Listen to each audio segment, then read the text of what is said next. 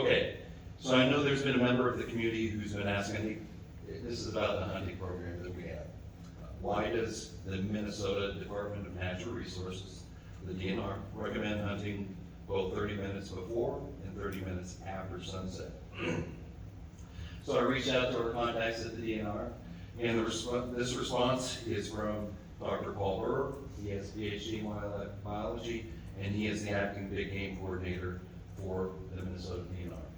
And to quote his response, he said, "The primary reasons that deer are crepuscular," a term I'd never heard. Basically, that means they're most active during these twilight periods. Allowing hunting during this time increases the likelihood of a successful harvest while aligning with natural animal behavior. While the sun may not be completely visible, there's still enough ambient light to make safe and ethical shots. Of course, there are other factors like cloud cover, tree canopy can also affect visibility, which is why it's still a hunter's responsibility to ensure they can clearly identify the target. So I just wanted to provide you with a factual and professional response to the question. Thank you. Any questions for TW? Thank you, appreciate Thank it. you very much. Thank you, TW. We are now up to public comments. Please limit your comments to 2 minutes. Please approach the microphone, sign in, and state your name and address for the record after being acknowledged by the council president. Speakers will be limited to 2 minutes to deliver their comments. Council Vice President Voss will be timing and hold up one hand after 1 minute 45 seconds to notify the speaker they have 15 seconds to complete their comment. Those speaking are asked to conduct themselves in a respectful manner as they deliver their comments. Audience members are asked to refrain from reacting to comments. City Council will not respond directly to comments in this venue or take immediate action in response to them. With that, the public portion of the meeting is now open.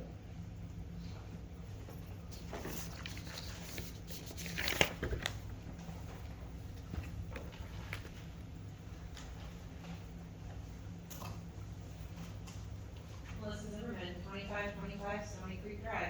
Good evening, Melissa. Good evening. What 17 feet teaches us. I want to share something that happened in my garage because it shows the kind of pollution families near the proposed 29th Avenue East Side corridor would be forced to live with. You might think I'm going to talk about noise pollution tonight. Ironically, I am not. These noise impact posters from one of our neighborhood meetings hung on opposite ends of the garage, just 17 feet apart, the length of a van. The top poster was placed in front of my van and the bottom behind it at eye level. After 3 months of minimal exposure, you can see the one behind the van is significantly more discolored.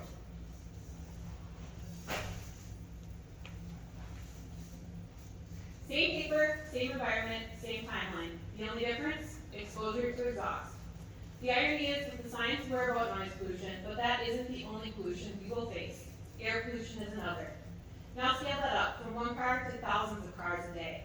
Add diesel trucks, acceleration, idling, braking, just feet from someone's bedroom window, backyard, or a child's lungs. If exhaust pollution can discolor a poster, what might it do to our homes, to our health? This isn't theoretical, it's real, and it becomes permanent if we build in the wrong place. We were told our concerns would be considered later. But if we already know that just 17 feet of proximity leads to measurable harm, especially for kids, the elderly, and people with health conditions, why are we pretending this is acceptable? The difference between a white poster and a yellow one might not sound like much, until you realize it represents what our lungs, our bodies, our homes, and our futures will absorb. These are real and often invisible impacts this project subjecting residents to lifelong consequences. Environmental injustice comes in many forms, but at the end of the day, you hold the power to either subject residents to these impacts or avoid them. We're asking you to avoid. Your handout tonight shows clippings from these posters. Thank you. There is no penalty. Here you go. Okay.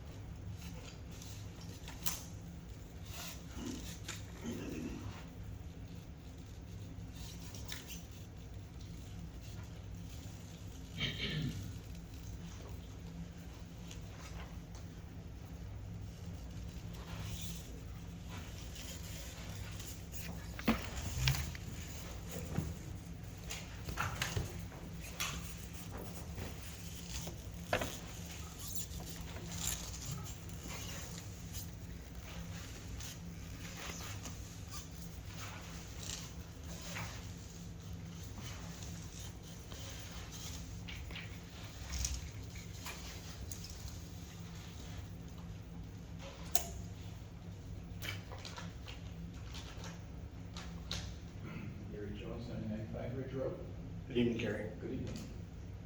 My address tonight to council is on hunting after dark in Middle Springs. First of all, thanks to TW, who's been a major help in understanding things here. It's very appreciated, and I appreciate also the expert opinion on the ambient light. I do call question that it wouldn't spread across 89,000 square miles in Minnesota. I agree with the ambient light. I don't agree with the ambient light when it's spread across the light from television sets shining into Middle Springs in this little tiny area. That's where I have the difference. The proficiency test is not required by the DNR. It's something done by Park and Rec. So to me, Park and Rec is kind of taking responsibility for this, not the DNR. Now, my question is, please change the proficiency test to have them test in the darkness for change Middle Springs hunting time to sunrise to sunset, so they're not hunting in the dark. You can't test for one and then allow the other. And please, like I said, please move these times around. Because if any of these hunters were given their proficiency test in the darkness of early December, 30 minutes after sunset, nobody would be hitting the 5 plates. Thank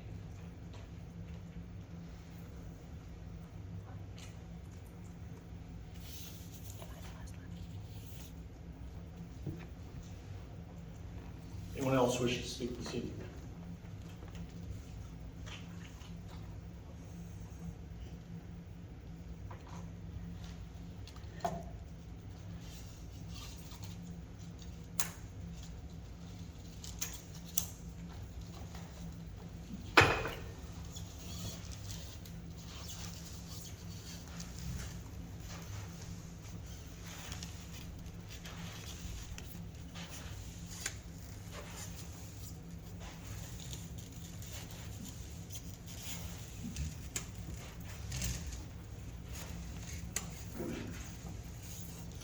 Good evening.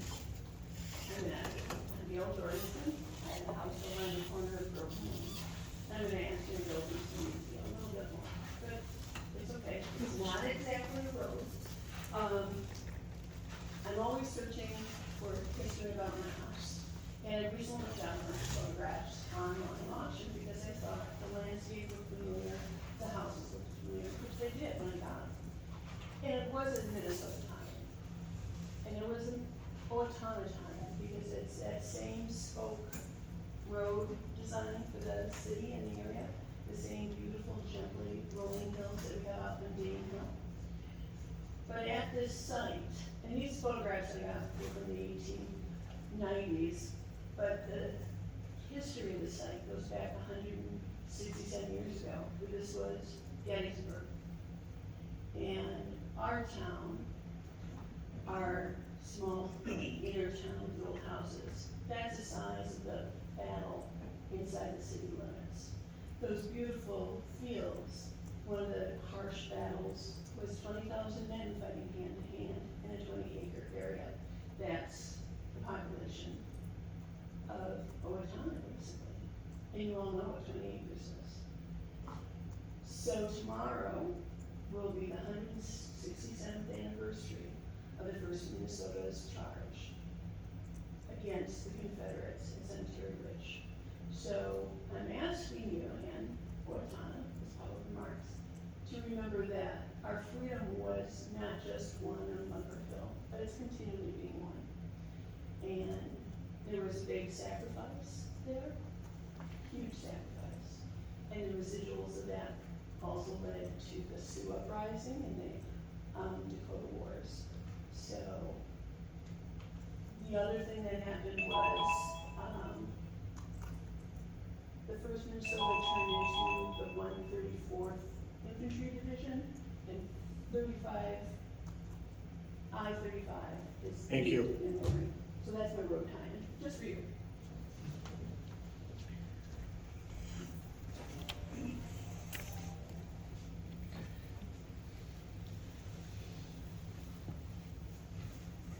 Hi, I'm John Thomas. I live at 1953rd Avenue East in Owatonna. Thanks for having me and thanks for listening to my issues. I'm a resident of Owatonna since 1986. I've gone through a lot of different areas in my life. I'm a reserve retiree. The issues I'm having right now is with the inspectors of the Owatonna area. We have plenty of additions that are up on stilts that are being pushed out of Owatonna now, and I'm not sure why. They're all over in Minnesota and the United States. And now we have to put foundations under them. I've had to do 2 buildings now, adding cost of 15 grand each one. Put a foundation underneath these stilts. Ability, they're only 2 feet below grade, or above grade, I mean. And it's an added cost of our business for unnecessary means. And the other issue is, I don't know if you've heard of it or you've seen it, but I'm a builder, I'm kind of a logical thinker. And if something don't make sense to me, I kind of have a way of voicing that opinion because it's not fair. For instance, this is a minor one. If you put a railing on a railing, to me it bugs me. If you have your railing that does not pass through another post, then your railing comes from a manufacturer built a certain way. And by building that certain way, it's designed as what they call a grippable railing, not a post railing, but a grippable railing. If you look up in the building code, it says about a grippable railing. And with that, I have some handouts for you, and I understand what I was talking about. Thank you.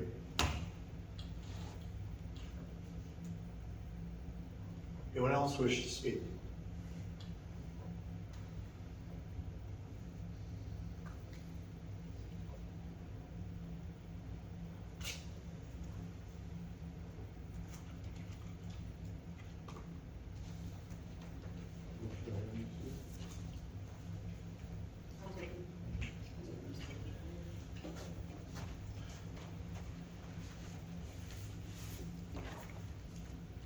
Okay, seeing no one come up, we are now up to the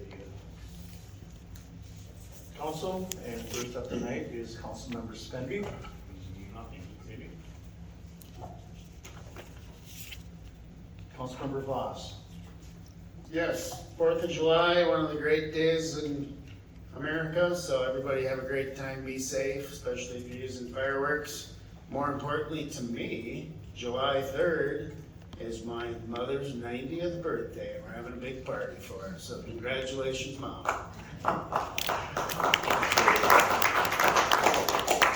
Are we invited?